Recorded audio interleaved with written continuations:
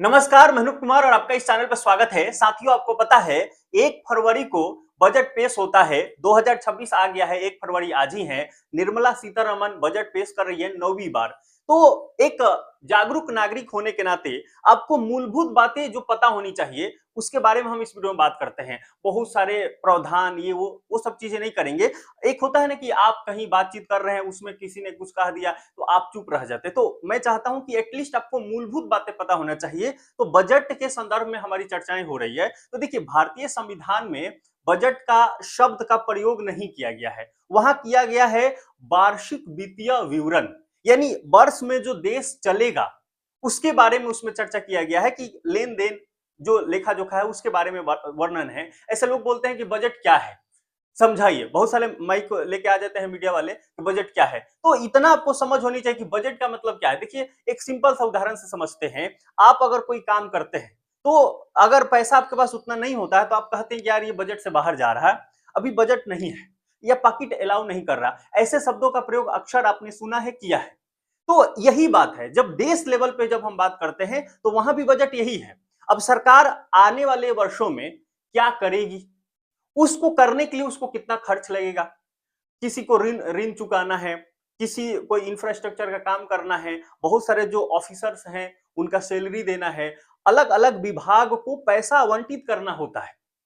सरकार के पास टोटल इतना इनकम हुआ, इस टोटल इनकम में से अब अलग अलग जगह पे हमें देना होगा, तब तो व्यवस्थाएं चलेगी। तो इसी तरह से हर अलग अलग मिनिस्ट्री को पैसा खर्च किया जाता है, दिया जाता। ऐसा तो है नहीं कि ले जाओ जितना मन, ले जाओ जितना मन, ऐसा तो होगा नहीं। वो तो कहना पड़ेगा ना कि इनका ये पूरा विवरण है और इनको इतना पैसे की जरूरत है। अलग अलग विभाग मांग भी करती है, तो उसी के आधार पर उनको आवंटित किया जाएगा। और उस पे संसद में जब बहस होता है तो चर्चा होता है कि आपको इतना क्यों दिया जाए, है ना। ऐसे भी प्रश्न उठते हैं। तो बजट पेश करने का जो परंपरा है, ब्रिटिश इंडिया जब था देश और उसके बाद स्वतंत्र हुआ, तब से ही हम बात करते हैं। तो फरवरी के जो अंतिम दिन होता है 28 फरवरी या 29 फरवरी, आपको पता है लीप ईयर रहेगा तो 29 फरवरी हो जाएगा। तो अंतिम कार्यवाही दिवस जब रहेगा तो पेश किया जाता रहा। लेकिन एक बार 1999 में जो फरवरी था वो संडे पड़ गया, लास्ट दिन। तो इसलिए उस समय एक दिन पहले ही 27 फरवरी को ही पेश कर दिया गया। लेकिन 2026 इस बार बड़ा खास हो रहा है कि सरकार अपने आप को एक्टिव शो करते हुए इन्होंने निर्णय लिया है कि इस बार हम संडे को ही बजट पेश करेंगे।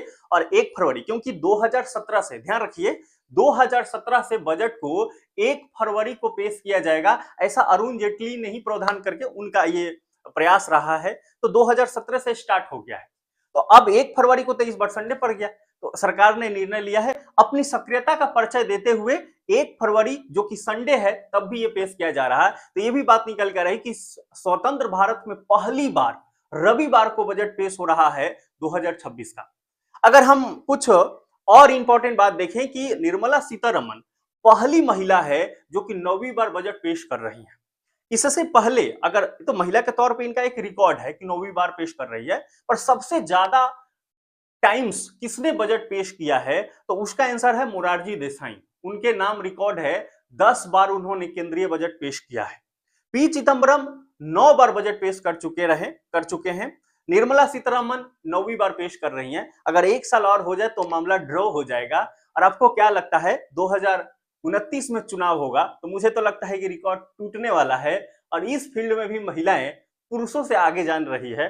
तो ठीक है साथियों, एक इंपॉर्टेंट बात यह भी है कि संविधान में यह बताया गया है कि एटलीस्ट पूरे वर्ष में 3 बार संसद चलना चाहिए और उसके सत्र होने चाहिए। तो अभी देखिए, शीतकालीन सत्र आपने सुना है और ये बजट सत्र है। तो बजट इतना इंपॉर्टेंट है कि पूरे सत्र का ही नाम रखा गया है बजट सत्र। और इस बार जो चलने वाला है 2 अप्रैल तक चलने वाला है, तो काफी लंबा समय होता है और इसमें बजट पेश किया जाता है। शुरू में ही बहुत बहस होते हैं और अंतिम समय तक ले इसको पास कर लेना होता है और पास हो भी जाता है। ठीक है, अभी निर्मला सीतारमण आज बजट पेश कर रही है। मैं मॉर्निंग में ही वीडियो बना रहा हूं, भले एडिट करने में थोड़ा समय लग सकता है। तो अब शाम को देखते हैं कि पूरे व्याख्या क्या होता है और उस पर कुछ इंपॉर्टेंट बात होगी। आपका प्रतिक्रिया आप जरूर बताइएगा, मैं उस पर विस्तार से एक वीडियो और भी बनाऊंगा। चैनल पर नए हैं सब्सक्राइब कर लीजिए, वीडियो को लाइक नहीं लाइक कर दीजिए। जय हिंद, जय भारत।